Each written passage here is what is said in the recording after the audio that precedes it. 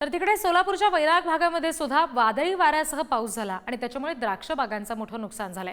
वैराग परिसरातील मालेगाव शिवारात अचानक पाऊस आला, त्यामुळे द्राक्ष बागा अक्षरशः आडव्या झाल्या।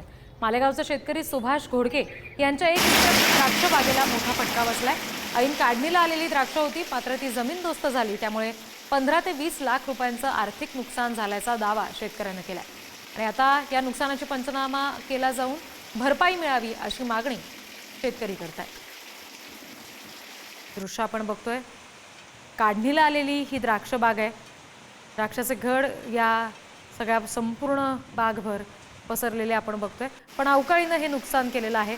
अक्षरशः ही द्राक्षाच्या घडांनी भरलेली बाग आहे, मात्र संपूर्णपणे नुकसान त्याचं अवकाळीनं झालेलं आहे।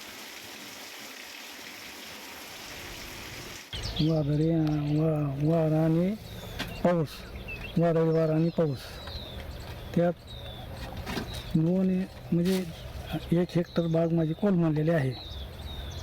तर त्यात माझं कमीत कमी 15 ते 20 लाखाचं नुकसान झालेले आहे। तर ह्याने सरकारनं ह्याची दखल घ्यावी, तातडीनं मला भरपाई द्यावी।